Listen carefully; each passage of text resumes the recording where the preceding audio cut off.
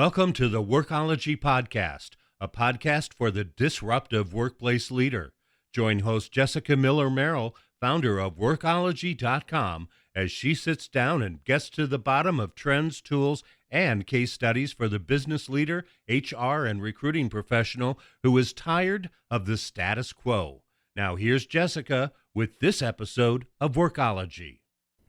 Welcome to the Workology Podcast, sponsored by Upskill HR and Ace the HR Exam. Today's podcast is part of our Workology podcast series focused on the roles and responsibilities of the Chief Human Resources Officer, or CHRO. The CHRO is an executive or C-level role that deals with managing human resources, as well as organizational development and implementing policies of change to improve the overall efficiency of the company. Today I'm joined by Claudio Díaz. He's a CHRO whose career in HR goes back to the 90s, when he worked on training and business programs for Walt Disney World and extended through to professional services and healthcare firms.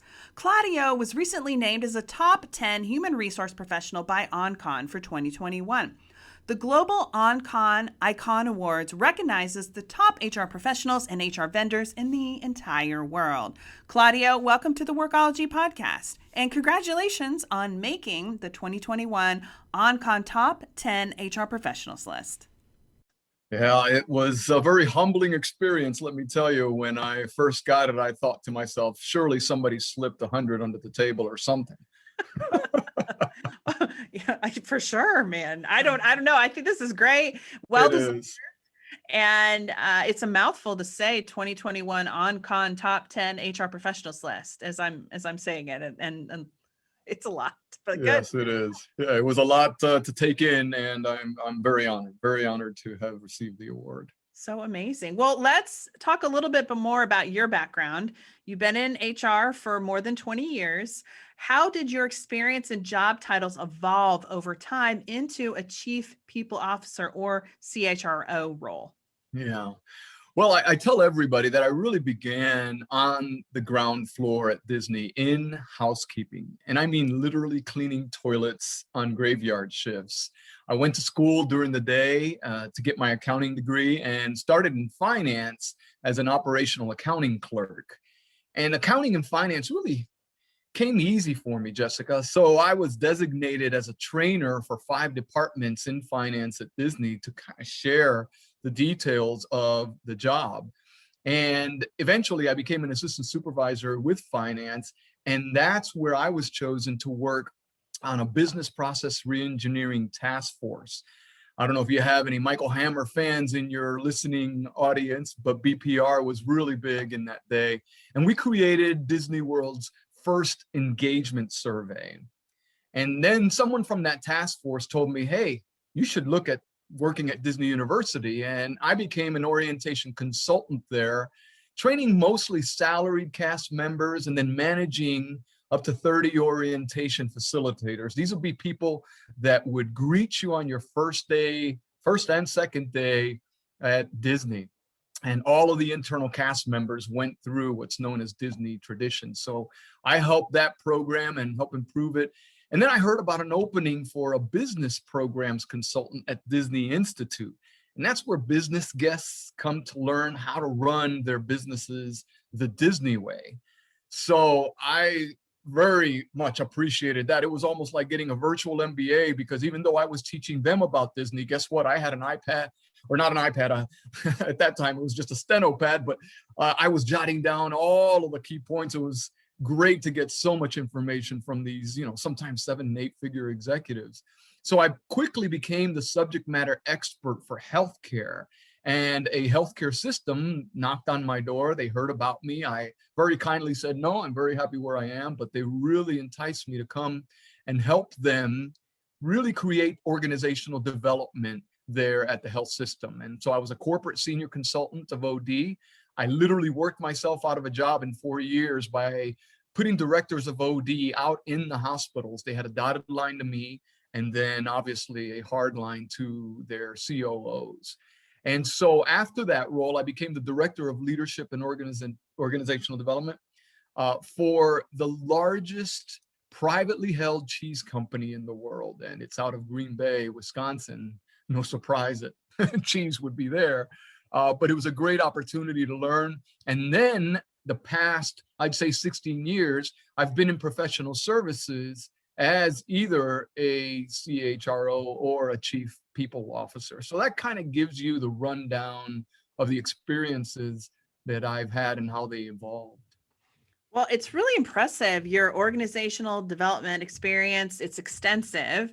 I mean, the fact that you started in housekeeping, somebody who's worked their way up in an organization and is now a leader of people for those organizations, it's just incredible.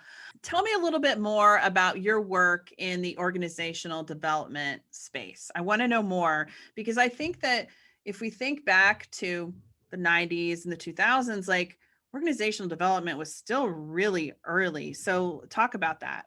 Sure. Yeah, I agree. And what I try to do is I try to simplify that which is complex, right? And so I'm going to simplify what OD is, and I really hope that my industrial and organizational psych friends don't get offended here. But just like personal development is helping someone, an individual, become their best, organizational development treats the entire organization as one entity and then tries to find ways to make it optimal. Does that make sense?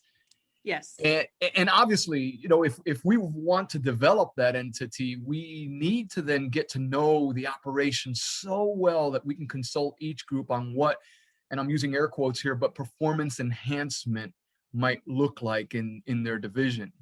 And a lot of OD individuals are usually out in the field, because the time that we spend getting to know your operations as our clients and all the little quirks that go with that will give us an immediate ROI in the solutions that we bring to you.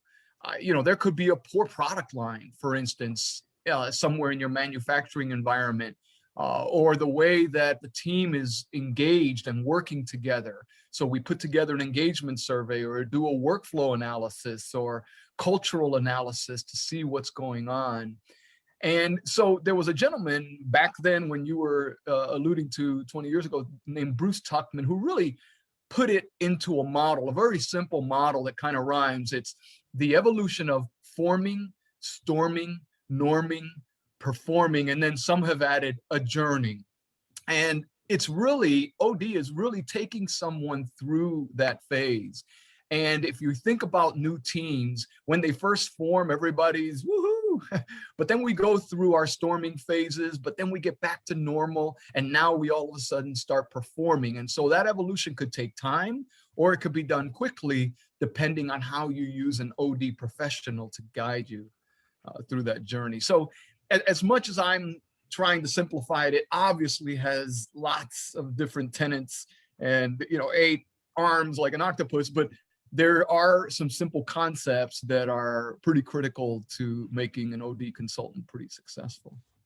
I love your reference to forming, storming, and norming, because for those HR professionals who are working towards HR certification, this is part of the HR body of knowledge. And so I just did a video on this topic. So you're talking my language, and organizational development is an important part of the HR profession, but it's not one that I feel like often gets talked about a great deal. It's kind of an interesting thing. Why do you think that is? Well, you know, I think that many organizations feel like they can just adjust on the fly to whatever's coming at them, whether it be from the market, their financial picture, etc. And too often we make the mistake of thinking that I got this, when an OD professional can help you get through it much more efficiently. And you know why?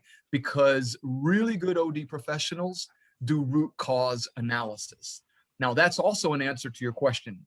People hate RCA in the executive ranks because it takes so much time. But if you really boil down to what is the burning issue in this situation, you really do save a lot of time spent doing odd fixes that potentially really won't get you where you need to be. So I think that's probably the reason why OD is not heard as much. Like I said earlier, they're out in the field, they're getting to know their operations better as well. So they're usually not in that centralized model within HR, although in every single role, I've been the leader for that enterprise. Based on your really, I think, unique background and also experience as a chief human resources leader, what do you think of the absolute requirements for someone stepping into a CHRO role? And think about this for somebody who is maybe just starting to follow down this career path. What do they need in order to be successful to support that organization? Yeah, I will probably answer the latter, because if you entered into a CHRO role and don't have some of these things, I really, I pray that you do well, but it's going to be tough. And I think the first one will answer it. I think business skills are paramount. If you don't know what EBITDA is or contribution margin, how can you contribute to that strategic conversation when sitting, at that proverbial table, right? So I recommend to every HR associate that I support who aspires to be in some top HR seat somewhere, to start by really knowing very specifically and also being able to explain very articulately how our company makes money.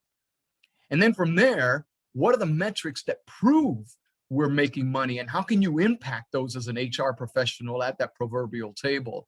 And not necessarily just the HR metrics, but things like, revenue per employee, lead generation metrics, utilization and realization, customer acquisition costs. These are the things that earlier you mentioned getting certified as an SPHR that are going to be quizzed on those tests, because today we as an HR profession can't do without them. So I would say business skills, numero uno, Jessica.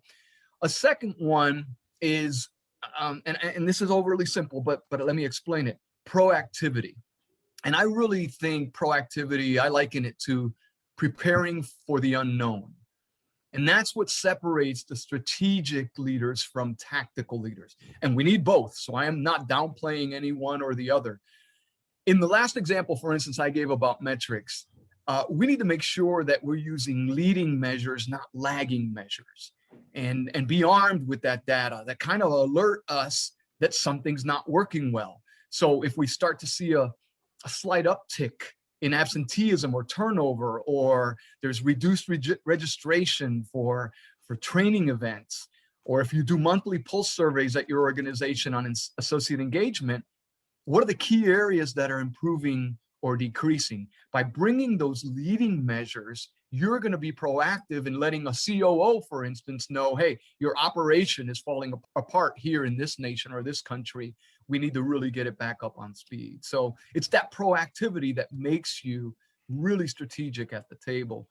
And I'd say the last one, just to keep it simple to three, is probably done simpler in word than in deed, right? And that's listening very acutely for what's not being said.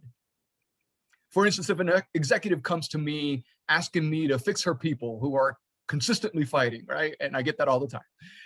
Well, I should use the first step of the ADDIE model to do that root cause analysis that I was talking about earlier. That analysis piece is critical. Hey, I may find out that, yeah, she's the problem, but it also could be a cancer on her team who is bringing everyone down. So I shouldn't just make assumptions. I should really try hard to listen acutely to what the environment is saying. And that's when you have to understand culture and context in order to get it right. One person will tell you one thing, be willing to flip the coin around and hear the other perspective from another individual. And so getting to that true fix takes a lot of time. As I alluded to, RCA does take time, and most executives don't want to spend that time. But I think it saves us a lot of time on the back end. Otherwise, I'm going to waste precious time, not only for myself as the solution provider, but also for that executive and her team, and not really solve their real issue. Another area that I wanted to chat with you about is your experience in executive coaching. And this can be a huge pain point, I think, for a lot of us.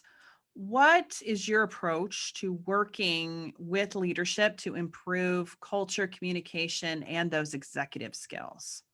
Well, let me start off with a simple phrase. Executives are human. And I know and hope that your audience gets a chuckle out of that. Of course, we know that cerebrally, but we sometimes don't treat them that way. And I say that not only because we have our faults, but more importantly, we also, like everybody else, love succeeding. So I think that unfortunately, as you climb that proverbial career ladder, the air gets thinner. In other words, we don't get the oxygen of feedback that we need, especially if there's no psychological safety in the environment. I'm reading a great book, Fearless Organization by Amy Edmondson, and it talks about that. So as I coach others, I really have to model that safety first. And so executive coaching really starts with trust, a very simple word to say, but sometimes not easy to garner.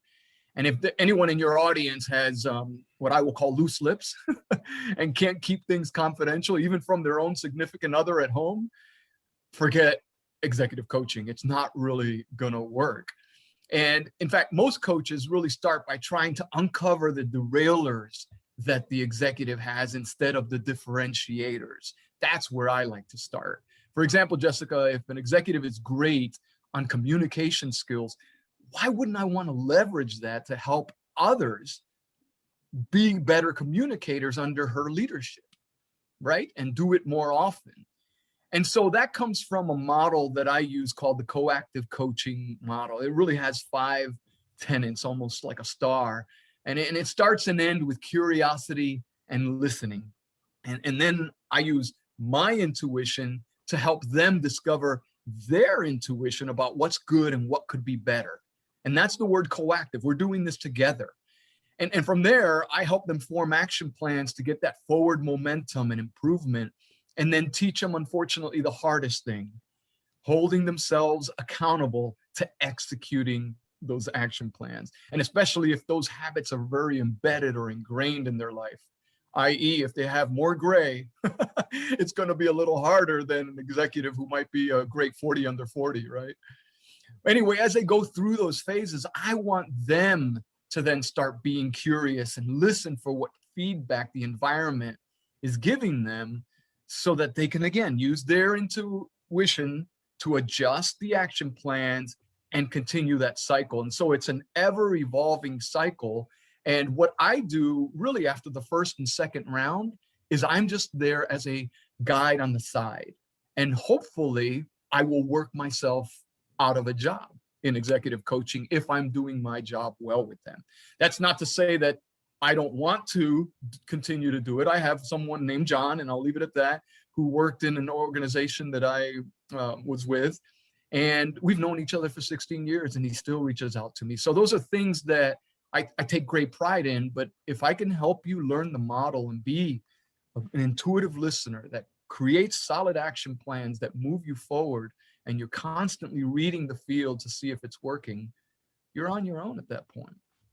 I love what you said about habits, and I'm reading a habit book right now. You mentioned the Fearless Organization, so I wrote that one down because I haven't grabbed that one yet. But the book I'm reading right now is called The Power of Habit by Charles Duhigg.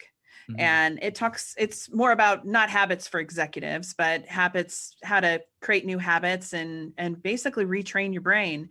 Yeah. So that's a really fascinating thing and a really challenging thing. No, it is. Yeah, it's hard to relearn how we learn, right? You have to kind of take all those old habits that definitely aren't working better and put in new habits. And even for well-renowned speakers, having a voice coach, for instance, even if they've done it for decades, is really critical. So I agree with you. Great book. Let's take a reset. This is Jessica Miller-Merrell, and you are listening to the Workology Podcast, sponsored by Ace the HR Exam and Upskill HR. We're talking today about the role of the CHRO with Claudio Díaz. Personal and professional development is essential for successful HR leaders. Join Upskill HR to access live training, community, and over 100 on-demand courses for the dynamic leader. HR Restart credits available. Visit upskillhr.com for more. I want to move on to HR tech, which I feel like is a whole series of podcasts that we could do Oh, on yeah. this topic. But the puzzle of HR tech selection is something that HR leaders are always trying to solve. Yeah. Do you have a go-to methodology or a checklist or just some words of advice for HR tech selection? Yeah, sure. And this is very timely, Jessica. Briggs and Veselka just launched their first HRIS in their 50-year history. And so my initial investment as their CPO was with a consultant who helped me filter through the myriad of options. There are a gazillion HRISs out there. And, depending on your size, et cetera, you could end up looking through 30 and 40, find a good consultant who knows just about all of them and let him or her help you whittle that list down. That'll save you a lot of time. And then the key factor in deciding really what you need is to focus on where that proverbial puck is going and skate towards that. In an organization that I helped, they chose the cheapest solution 6 weeks before I started. That was really their key success factor, was cost. 9 months into my tenure there, the CIO and I made a decision to bail on that solution or that tool and start the process all over again. So you can imagine the total time for both of those implementations more than justified having done it right the first time. And I know a lot of my peers are very detail oriented and will probably put out an extensive RFP, or request for proposal. But what I did at Briggs and Veselka is, because it's a smaller organization, all you really need is an RFI, a request for information. And then hopefully you've already created a project team of key stakeholders, get your IT professional in there, make sure that some of the key executives are in there, obviously your HR team, and have them determine those key success factors that I just alluded to, but in priority order. Because unfortunately, cost is oftentimes most prevalent, but don't discount the integration with your current systems, or the implementation time frame, or how user-friendly is this model, et cetera. It's that team then that can analyze all the RFIs you get back more objectively, because now we know what is the priority, which key success factor do we need to focus on more so than the others. And I will say that if I were to throw in one more tip for anybody out there that's about to launch this, communicate it from the word go. I think that one thing that's often done too late is communicating to all of the end users, hey, we are about to embark on this journey together. I believe as early as you can, let the entire organization know that you're going through this change so that they can adjust accordingly. And believe me, telling them about it for the first time 3 weeks before you implement will surely bring much more doubt and resistance than allegiance, because we all know change is not easy for some folks. So you really need to give them that time. So I would say just focus on the RFI, get that project team to work as well as possible together towards the optimal solution, and communicate early to the masses that you're going through this process. I feel like what you're saying is you're basically giving me a roadmap to effective change management, not just an HR technology selection like cheat sheet here. How to make sure this is going to stick and people aren't freaking out and they're going to implement the HRIS and it's going to go hopefully smoothly, as smooth as possible. How important is change management to something like this, to an implementation like this? Yeah, well, you're talking to an OD professional, so to ask how important change management is is almost a given, right? A lot of people have read John Kotter. He's got an extensive change management model, 8 steps, and I'm also certified in ADKAR. But like I said earlier, I like simplicity, and William Bridges has this thing called the transition model. And I love it for its simplicity. He basically says, Jessica, that we all go through 3 simple stages when we go through change: ending what currently is, the transition phase, and then new beginnings.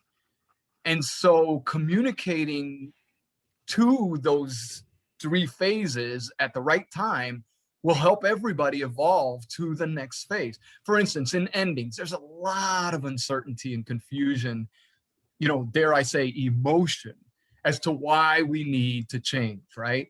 So you help them understand that the old HRIS did have some key features, and we're going to look to keep those in the new one, but it can't keep up with our growth.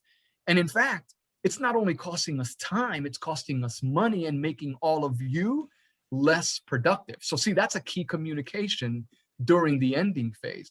And then during transition, you're going to get some resistance, right? You're going to be asked for details that potentially you might not have the answers yet on. It's okay, in my opinion. So you communicate how the new system can meet their primary needs. For instance, I would say, you'll no longer have to wait for HR to return your call 48 hours later, because there's a self-service portal in this HRIS that can give you all your answers, or most of your answers, immediately. And so by starting to talk about those features in the new beginning that they will experience, they can be motivated to then accept it with open arms. And then obviously in the new beginning, that's where you train them. That's where you train them so well that they become just as much of an expert of the new system as they were of the old system. So I'm going to use a word that I've said before. All of this takes time. So don't expect it to work if you try to fit all of this in during the last month before implementation. If we were running, you and I, just a creative initiative, more than likely we'd take our time. Why? Because we need that time, right? I think everybody should do the same thing with something as important yet tactical as an HRIS. Well, you're speaking my language here with the importance of processes and communication and time. I think that most of the time, unfortunately, when things fail, it's because we didn't properly prepare and take the time needed to be able to launch a project, whether it's an implementation or some other program. Yeah. I like to think that in resources, there's really only three: time, talent, and treasure, right? Treasure, money. Obviously, we can make that up if we lose a bunch of it. Even talent, we can outsource and get new talent. You will never gain that minute that you just lost. So treat each minute as it's golden and make the most of it. So yeah, I agree. Time is one of those resources that we shouldn't play around with. I want to go back to your career at Disney, and that's where really this all started for you. And it's known for so many things, but amazing innovation. Oh yeah. What is something that an experience that you took from your time at Disney that you've been able to bring forth with you throughout your entire career? Again, I'll keep it simple. I like thinking in threes. I think the brain works easier in threes. And let me start by saying that most people don't realize how disciplined Disney is in everything they do. And at the Disney Institute, I used to have executives tell me that their pockets weren't as deep as Mickey's, right? And I would remind them that Mickey had the ka-ching because they prioritized effectiveness over efficiency. So I would say that's the number one thing that I've carried throughout my career. And trust me, that's somewhat of an oxymoron to an accountant like me with Six Sigma training, and I've been taught that efficiency rules, right? But we should never let efficiency trump effectiveness. So I've used that throughout my career. And that first phase then sets up, the second mantra that I learned at the Mouse House, and that's that innovation comes through inclusion. Luckily for us, inclusion is a big word today, and a lot of people are using it, unfortunately, sometimes in the wrong way. But I would now rather comb through a bunch of great ideas after having done this for over 2 decades in different ways from a bunch of well-represented groups of associates than to simply accept my fellow executives' first viewpoints, right? Too often, we as executives are so far removed from the current client context, right? So we piece together an inferior idea that's an offshoot of what worked years ago, never realizing that we should include as many people as possible from the front lines in innovating the new solutions in that new environment. And back to time, it truly does save time and then helps them because they are now part of the solution. It increases their engagement, all the positives that you can think of that come from that. So we, in essence, build it from the bottom up, if you will. So I would say that's the second item. Innovation really comes through inclusion. And I'd say the third item is the consultant's mantra, which is really, you're out to create solutions, not to sell product. And even though an organization is dependent on either its service lines or its products for revenue, if all I want to do is sell my product, and a lot of sales professionals are guilty of this, they will overlook a grand opportunity to give them even greater solution that might not have immediate product sales, but ultimately will win them for life. You'll be their trusted advisor. At Disney, we treat every single guest as exactly that, a guest in our home. And we customize everything, every interaction we have with them to make them still feel good, even if they get the American Express statement 45 days later. They're still saying it was worth it because we created memories that lasted a lifetime. So I would say those are three things that really are key principles I still follow: effectiveness over efficiency, innovation comes through inclusion, and make sure you're living the consultant mantra of solution before product. Well, thank you. And I'm thinking about your career and all we've talked about. I want to go back for a bit and talk about accounting, right? So this is what you went to college for. And I find it fascinating because I don't think I know very many people that work in HR that also have an accounting or finance background. And I personally think we need more of those kinds of people in human resources. And I find it fascinating because we don't have enough people with this background, but HR metrics are so central to everything that we do. Can you tell us a little bit about how this work? And then you talked about EBITDA, why these things are so important for the CHRO role. Again, just maybe reinforce. I feel like we've covered it, but it needs to be mentioned ad nauseum. We need more business in our HR.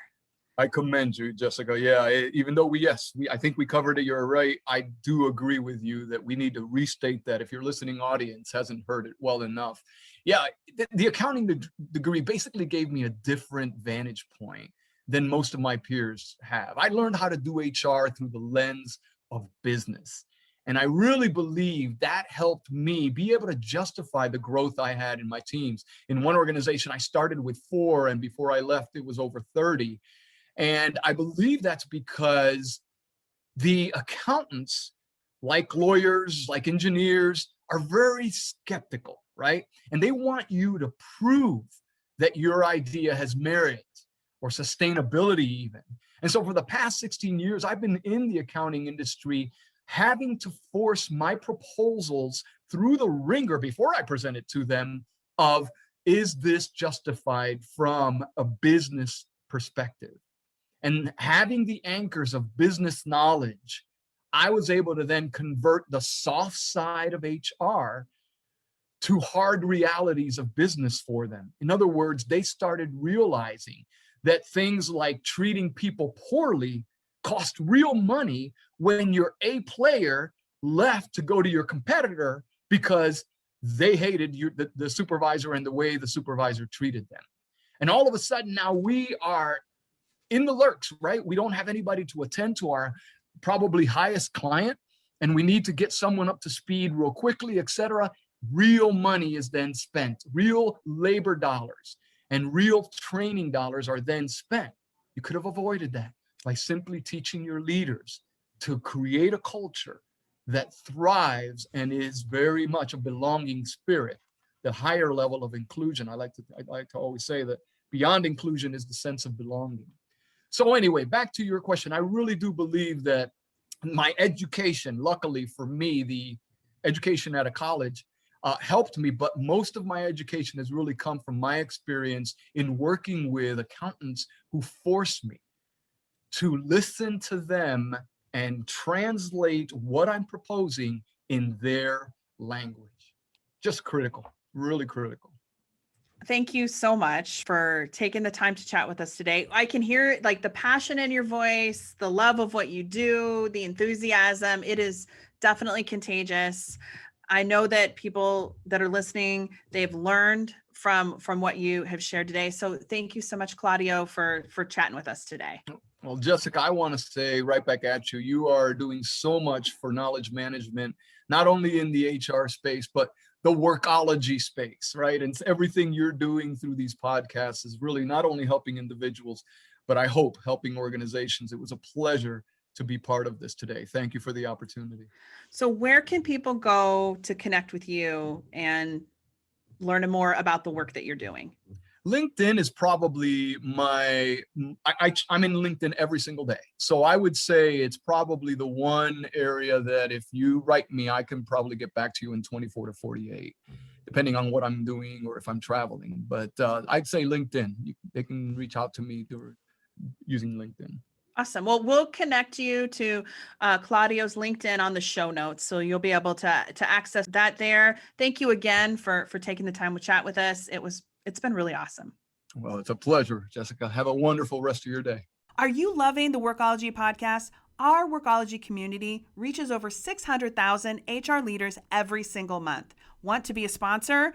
Reach out to us at workology.com/advertising.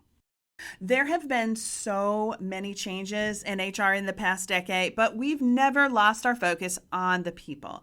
I love the focus on organizational development and project management. This is a critical skill and experience that all HR executives and really all HR leaders need to have in order to really take our teams and how we support our businesses to the next level.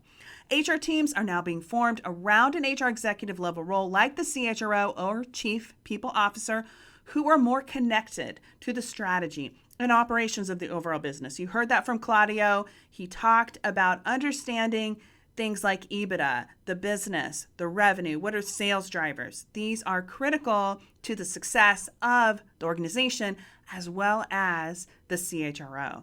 This means that this CHRO position has a large role in technology selection, adoption, training, and so on. I appreciate Claudio for taking the time to share his experiences with us today. Thank you for joining the Workology podcast, sponsored by ACE, the HR Exam, and Upskill HR. This podcast is for the disruptive workplace leader who's tired of the status quo. This is Jessica Miller-Merrell. Until next time, visit workology.com to listen to all our previous podcast episodes. Podcast episodes. Podcast episodes. Podcast episodes. Podcast episodes.